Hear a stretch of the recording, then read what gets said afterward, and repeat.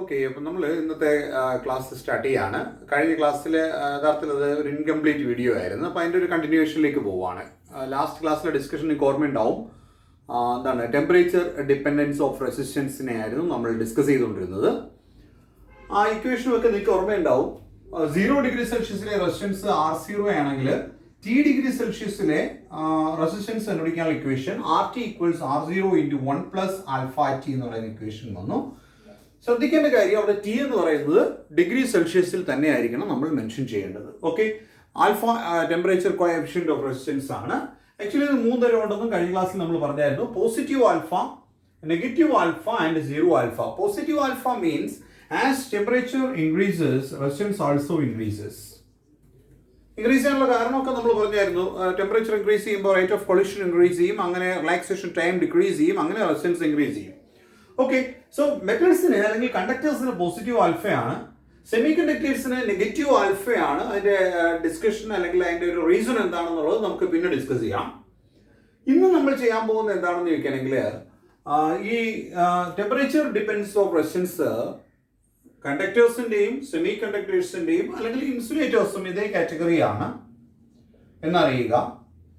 ഒരു കാറ്റഗറി കൂടി ഉണ്ട്, അത് ഞാൻ എന്താണെന്ന് പറയാം. നോക്കൂ, ഇത് കണ്ടക്ടേഴ്സിന്റെ ആണ്, അതായത് പോസിറ്റീവ് ആൽഫ ഉള്ളതാണ്. അതിന്റെ പ്രത്യേകത എന്താണെന്ന് ചോദിക്കുകയാണെങ്കിൽ അതിനൊരു പോസിറ്റീവ് സ്ലോപ്പുമാണ്. ഏത് റെസിസ്റ്റൻസ് വേഴ്സസ് ടെമ്പറേച്ചർ ഗ്രാഫിന്റെ നേച്ചർ ഇതാണ്. എന്ന് വെച്ചാൽ ടെമ്പറേച്ചർ ഇൻക്രീസ് ചെയ്യുന്നതനുസരിച്ച് റെസിസ്റ്റൻസും ഇൻക്രീസ് ചെയ്യും. ഓക്കെ, അതുകൊണ്ടാണല്ലോ പോസിറ്റീവ് ആൽഫ എന്ന് പറയുന്നത്.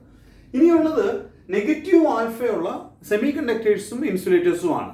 അപ്പോൾ സ്ലോപ്പും എന്തായിരിക്കും? നെഗറ്റീവ് ആയിരിക്കും. അഥവാ ടെമ്പറേച്ചർ ഇൻക്രീസ് ചെയ്യുമ്പോൾ റെസിസ്റ്റൻസ് എന്ത് ചെയ്യുന്നു? ഡിക്രീസ് ചെയ്യുന്നു. ഇനി ഒരു ക്ലാസ് ഉണ്ട്, ലൈക്ക് നിക്രോം. നിക്രോം ഒരു മെറ്റൽ അലോയിയാണ്, made of nickel, chromium and iron. ഇത് അല്ലെങ്കിൽ മാൻഗാനിൻ, ഇതെല്ലാം എന്താണെന്ന് ചോദിച്ചു കഴിഞ്ഞാൽ they have zero alpha, nearly zero alpha. എന്ന് പറഞ്ഞു കഴിഞ്ഞാൽ അതിന്റെ റെസിസ്റ്റൻസ് വേഴ്സസ് ടെമ്പറേച്ചർ ഗ്രാഫ് വരച്ചു കഴിഞ്ഞാൽ അത് നിങ്ങൾ കാണുന്നത് resistance is found to be independent of temperature variation എന്നാണ്. എന്ന് പറഞ്ഞാൽ ടെമ്പറേച്ചർ വേരി ചെയ്യുന്നെങ്കിലും റെസിസ്റ്റൻസ് ദാറ്റ് റിമെയിൻസ് കോൺസ്റ്റന്റ്. അല്ലെങ്കിൽ ഒരു പ്രാക്ടിക്കൽ കേസിൽ പറഞ്ഞാൽ ഒരു റിമാർക്കബിൾ ആയ ഒരു ചേഞ്ച് എന്തിനില്ല? റെസിസ്റ്റൻസ് ഇല്ല. അപ്പൊ ഇങ്ങനെയുള്ള നിക്രോമും മാൻഗാനിനും കോൺസ്റ്റാന്റിനും ഒക്കെ എന്തിനും ഉപയോഗിക്കുന്ന വെച്ചാൽ സ്റ്റാൻഡേർഡ് റെസിസ്റ്ററുകളെ ഉണ്ടാക്കാനാണ് നമ്മൾ ഉപയോഗിക്കുന്നത്. സ്റ്റാൻഡേർഡ് റെസിസ്റ്ററിന്റെ പ്രത്യേകത അതിനൊരു ഫിക്സഡ് വാല്യൂ ഓഫ് റെസിസ്റ്റൻസ് ആയിരിക്കണം. അപ്പോൾ 10 ഓമിന്റെ ഒരു സ്റ്റാൻഡേർഡ് റെസിസ്റ്റർ നമ്മൾ ഉപയോഗിച്ചാൽ ടെമ്പറേച്ചർ മാറുന്നതിനനുസരിച്ച് അതിന്റെ റെസിസ്റ്റൻസ് വാല്യൂ വേരി ചെയ്യരുത് എന്നർത്ഥം. എന്ന് പറഞ്ഞാൽ റെസിസ്റ്റൻസിന്റെ വാല്യൂ 10 ഓം ആണെങ്കിൽ അത് 10 ഓമായി തന്നെ നിലനിൽക്കണം. അപ്പോൾ ഒരു സ്റ്റാൻഡേർഡ് റെസിസ്റ്റർ ആയിട്ട് നമ്മൾ ഉപയോഗിക്കുന്നതാണ് ഈ നിക്രോമും മാൻഗാനിനും കോൺസ്റ്റാന്റിനും ഒക്കെ. അത് നിങ്ങൾ പ്രത്യേകം ഓർത്തിരുന്നോളണം. അതിന്റെ പ്രത്യേകത സീറോ എന്താണ് ആൽഫയാണ്. ഇതിന് പോസിറ്റീവും മറ്റേ നെഗറ്റീവും ആണെങ്കിൽ ഇതിനുള്ളത് സീറോ ആൽഫയാണ്. എന്ന് പറഞ്ഞു കഴിഞ്ഞാൽ റെസിസ്റ്റൻസിന്റെ വാല്യൂ ടെമ്പറേച്ചറിന് ഇൻഡിപെൻഡന്റ് ആണ്. അപ്പോൾ ഈ 3 ഗ്രാഫുകൾ നിങ്ങൾ പ്രത്യേകം നോട്ട് ചെയ്ത് വെക്കണം. ക്ലിയർ അല്ലേ? ഓക്കെ, ഇന്ന് നമ്മൾ ചെയ്യാൻ പോകുന്ന നെക്സ്റ്റ് ഡിസ്കഷൻ എന്ന് പറയുന്നത് നമ്മുടെ ഇലക്ട്രോസ്റ്റാറ്റിക്സിൽ കപ്പാസിറ്റർ ഡിസ്കസ് ചെയ്തപ്പോൾ അതിന്റെ സീരീസ് പാരലൽ കോമ്പിനേഷൻ ഡിസ്കസ് ചെയ്തതുപോലെ ഇവിടെ നമ്മൾ റെസിസ്റ്ററിന്റെ സീരീസ് പാരലൽ കോമ്പിനേഷൻ ഡിസ്കസ് ചെയ്യാൻ പോവാണ്. So first series combination. ഇതിൽ പ്രത്യേകിച്ചൊന്നും പറയേണ്ട കാര്യമില്ല. ഇത് റെസിസ്റ്റൻസിന്റെ സിംബലാണ്. എന്ന് പറഞ്ഞാൽ പാത്ത് സ്മൂത്ത് അല്ല, അവിടെ എന്തുണ്ട്? ഹഡിൽസ് ഉണ്ട്. It offers some resistance. Okay, series combination എന്ന് പറഞ്ഞു കഴിഞ്ഞാൽ നമ്മൾ എന്ത് ചെയ്യുന്നു വെച്ച് കഴിഞ്ഞാൽ റെസിസ്റ്റേഴ്സിനെ ഡിഫറെന്റ് റെസിസ്റ്റൻസ് വാല്യൂ ഉള്ള റെസിസ്റ്റേഴ്സിനെ എടുത്ത് സീരീസ് ആയി കണക്ട് ചെയ്യുന്നു. They are connected like this. ഞാൻ 3 റെസിസ്റ്റേഴ്സിനെ എടുത്തു, named R1, R2, R3. Series combination ആണ്. സീരീസ് കോമ്പിനേഷൻ എന്ന് പറഞ്ഞാൽ എന്താണെന്നൊക്കെ നിങ്ങൾക്ക് അറിയാം. ഞാനൊരു സെല്ലിന് ക്രോസ് ആയിട്ട് ഇത് കണക്ട് ചെയ്തു. ഓക്കെ, സെല്ല് പറയുമ്പോൾ ഞാൻ പറഞ്ഞു സെല്ലിന് നിങ്ങൾക്ക് 2 രീതിയിൽ എഴുതാം. ഇ എന്ന് മാർക്ക് ചെയ്യാം, EMF എന്നോ വി എന്നോ മാർക്ക് ചെയ്യാം. ഇ എന്ന് പറഞ്ഞാൽ EMF ആണ്. എന്ന് പറഞ്ഞാൽ ഞാൻ അവിടെ ലോസ്റ്റ് വോൾട്ടിനെ കൺസിഡർ ചെയ്തിട്ടില്ല. പക്ഷേ ലോസ്റ്റ് വോൾട്ട് വന്നു കഴിഞ്ഞാൽ ഈ ടെർമിനൽ അക്രോസ് ആയിട്ട് ഇപ്പോൾ ഉള്ളത് എന്ത് മാത്രമാണ്? വി മാത്രമാണ്. വി എങ്ങനെ കണ്ടുപിടിക്കുമെന്ന് ചോദിച്ചാലും അറിയാം. വി കണ്ടുപിടിക്കാൻ EMF വന്ന് ലോസ്റ്റ് വോൾട്ട് മൈനസ് ചെയ്യണം. ലോസ്റ്റ് വോൾട്ടിന് കാരണം സെല്ലിന്റെ ഇന്റേണൽ റെസിസ്റ്റൻസ് ആണ്. അപ്പോൾ ഡൗട്ട് വരികയാണെങ്കിൽ ആ ഏരിയ പോയി എന്ത് ചെയ്തോളണം, ഒരിക്കൽ കൂടെ ഒന്ന് നോക്കി വെച്ചേക്കുക. അപ്പോൾ ഇത് സീരീസ് കോമ്പിനേഷൻ ആണ്. സീരീസ് കോമ്പിനേഷനിൽ നമുക്ക് R1 R2 R3 resistors series combination എന്ന് പറഞ്ഞു കഴിഞ്ഞാൽ, ഇപ്പൊ കപ്പാസിറ്റർ സീരീസ് കോമ്പിനേഷൻ വെച്ചാൽ ആ കപ്പാസിറ്ററിലൂടെ എല്ലാം സെയിം ക്വാണ്ടിറ്റി ഓഫ് ചാർജ് ആണ്. ഇവിടെ ഡൈനാമിക്സും ആണ്. അപ്പോൾ അതിലൂടെ എല്ലാ 3 റെസിസ്റ്റേഴ്സ് ഉണ്ടെങ്കിൽ ആ 3 റെസിസ്റ്ററിലൂടെയുള്ള കറണ്ട് സെയിം ആയിരിക്കും. അതാണ് സീരീസ് കോമ്പിനേഷൻ എന്നുകൊണ്ട് മീൻ ചെയ്യുന്നത്. അപ്പോൾ R1ലൂടെ ഫ്ലോ ചെയ്യുന്ന കറണ്ട് I ആയിരിക്കും. R2ലൂടെയും same quantity of current flow ചെയ്യും. R3ലൂടെയും സെയിം ക്വാണ്ടിറ്റി. എത്ര കറണ്ട് ലീവ് ചെയ്തോ ഹയർ പൊട്ടൻഷ്യലിൽ നിന്ന് അത്രയും കറണ്ട് എന്ത് ചെയ്യണം, എൻ്റർ ചെയ്യുകയും വേണം. അപ്പൊ ഞാനിവിടെ ലോസ്റ്റ് വോൾട്ട് ഒക്കെ മൈനസ് ചെയ്ത് വി എന്ന് മാർക്ക് ചെയ്യും. വി, ഈ വി ആണ് ഞാൻ ഈ R1 R2 R3 series combination across ആയിട്ട് കണക്ട് ചെയ്തിരിക്കുന്നത്. ഫോർ എക്സാമ്പിൾ ഇപ്പോൾ നമ്മൾ എന്താ പറയുക എന്ന് വെച്ച് കഴിഞ്ഞാൽ, ഇപ്പോൾ R1 അക്രോസ് ആയിട്ട് ഉള്ള പൊട്ടൻഷ്യൽ ഡിഫറൻസ് കാൽക്കുലേറ്റ് ചെയ്യാൻ തീരുമാനിച്ചു. Let this point is A and this point is B. So what is a potential drop across that resistor? Potential drop സംഭവിക്കുന്നു because you are moving from higher potential to lower potential. നമ്മൾ എന്താ പറയുക, ഒരു ബിൽഡിങ്ങിന്റെ നോക്കൂ, ഈ ഫ്ലോറിൽ നിന്ന് ഫോർ എക്സാമ്പിൾ ഇത് ഗ്രൗണ്ട് ഫ്ലോർ ആണ്, first floor, second floor and this third floor. നമ്മൾ തേർഡ് ഫ്ലോറിൽ നിന്ന് സെക്കൻഡ് ഫ്ലോറിലേക്ക് മൂവ് ചെയ്യും. തേർഡ് ഫ്ലോറിൽ നിന്ന് സെക്കൻഡ് ഫ്ലോറിലേക്ക് മൂവ് ചെയ്ത് കഴിഞ്ഞാൽ നമ്മൾ ഹയർ പൊട്ടൻഷ്യൽ നിന്ന് ലോവർ പൊട്ടൻഷ്യലിലേക്ക് വന്നു. അപ്പോൾ ആ പൊട്ടൻഷ്യൽ ഡ്രോപ്പ് ഉണ്ടായി. അതുപോലെ എയിൽ നിന്ന് ബിയിലേക്ക് കറണ്ട് ഫ്ലോ ചെയ്തു. അപ്പോൾ A is at higher potential and B is at lower potential. ആ പൊട്ടൻഷ്യൽ ഡിഫറൻസ് അല്ലെങ്കിൽ പൊട്ടൻഷ്യൽ ഡ്രോപ്പ് എത്രയെന്ന് ചോദിച്ചാൽ ഉടനെ നിങ്ങൾ മറുപടി പറയും that is V1 is I into R1. Now we consider another point here. C. Current flow ചെയ്യുന്ന എവിടെ നിങ്ങോട്ടാ? B to C ആണ്. So what is the PDA potential drop across that resistor? Your answer is I into R2.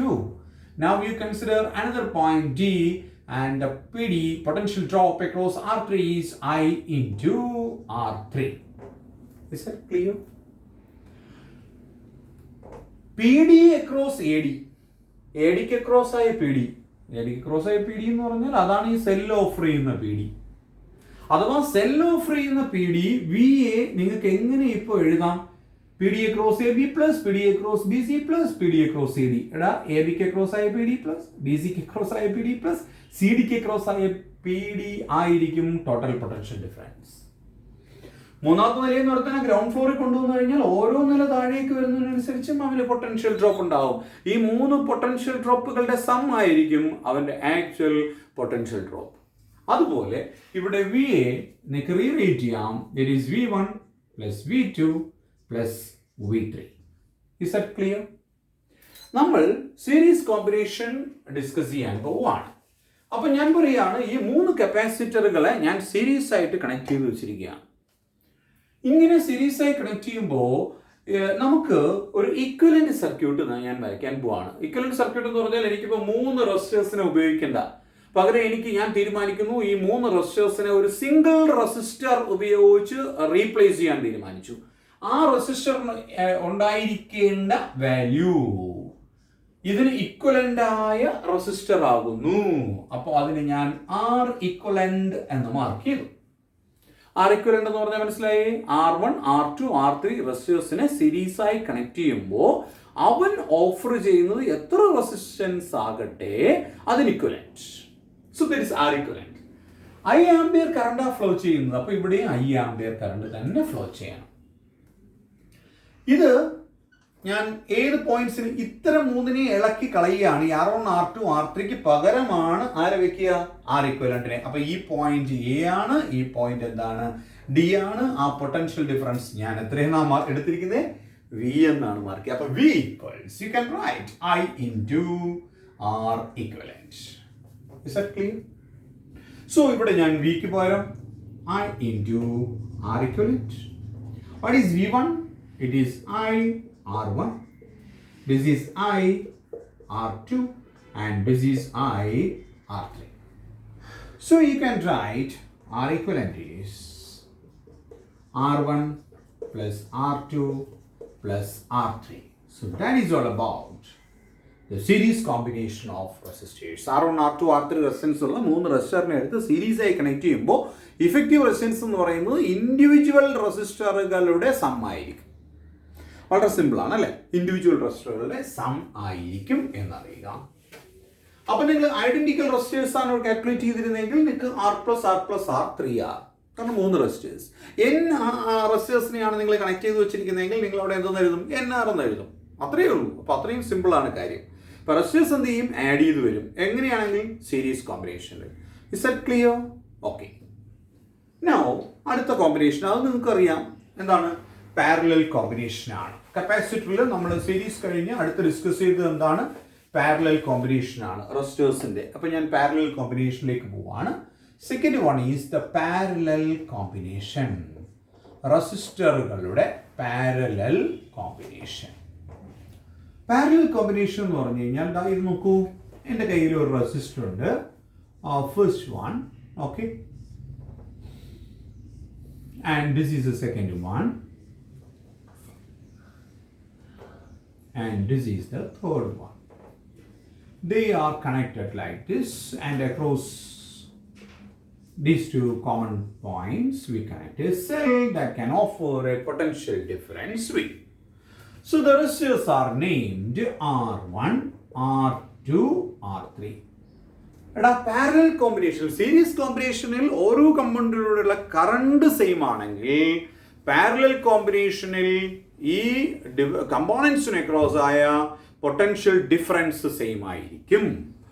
അപ്പോൾ ഈ പോയിന്റിനെ ഞാൻ A എന്നും ഈ പോയിന്റിനെ ബി എന്നും മാർക്ക് ചെയ്താൽ R1നെ കണക്ട് ചെയ്തിരിക്കുന്നത് എ ബിക്ക് അക്രോസ് ആയിട്ടാണ്, R2നെ കണക്ട് ചെയ്തിരിക്കുന്നതും എ ബിക്ക് അക്രോസ് ആയിട്ടാണ്, R3യെ കണക്ട് ചെയ്തിരിക്കുന്നതും എ ബിക്ക് അക്രോസ് ആയിട്ടാണ്. എ ബിക്ക് അക്രോസ് ആയ പൊട്ടൻഷ്യൽ ഡിഫറൻസ് എത്രയാണ്? വി ആണ്. അപ്പോൾ R1നെ ക്രോസ് ആയ പൊട്ടൻഷ്യൽ ഡിഫറൻസ് വി ആണ്, R2നെ ക്രോസ് ആയ പൊട്ടൻഷ്യൽ ഡിഫറൻസ് വി ആണ്, R3ക്ക് ക്രോസ് ആയ പൊട്ടൻഷ്യൽ ഡിഫറൻസും എത്ര തന്നെയാണ്? R തന്നെയാണ്. നൗ ആസ് യൂഷ്വൽ സെല്ലിൽ നിന്ന് I ആംപിയർ കറണ്ട് ലീവ് ചെയ്തു. ഇവിടെ ലീവ് ചെയ്ത് കഴിഞ്ഞാൽ നോക്കൂ, കറണ്ടിന് ഫ്ലോ ചെയ്യാൻ ദാറ്റ് ഇസ് ഓൾ ചോയ്സുകളുണ്ടല്ലേ.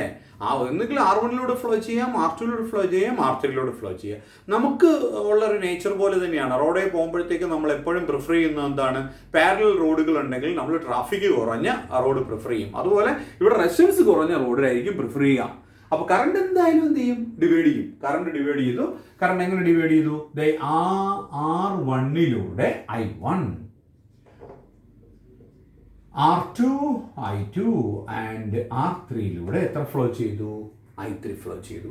അപ്പോൾ ഈ I ആംപിയർ കറണ്ട് ഇവിടെ വന്ന് I1, I2, I3 ആയാൽ ഇവിടെ എത്തിയാൽ എന്ത് ചെയ്യും? കമ്പൈൻ ചെയ്ത് I ആവും. അപ്പോൾ പോസിറ്റീവ് എന്ന് ലീവ് ചെയ്തത് തന്നെ നെഗറ്റീവിൽ എൻ്റർ ചെയ്യുകയും ചെയ്യും അല്ലേ. So here you can write I equals I1 plus I2 plus I3. നമ്മൾ നേരത്തെ പറഞ്ഞതുപോലെ ഞാൻ ഇവൻ്റെ ഒരു ഈക്വലന്റ് സർക്യൂട്ട് വരച്ചു വെച്ചു.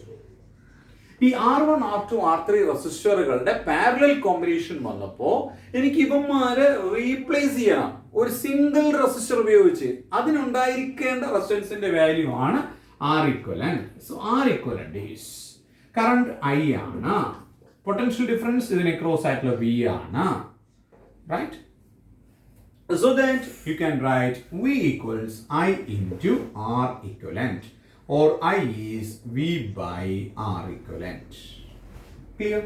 അപ്പോൾ Iക്ക് പകരം ഞാൻ V by R equivalent എന്ന് എഴുതിയാൽ proceeding in the same way you can write what is I1.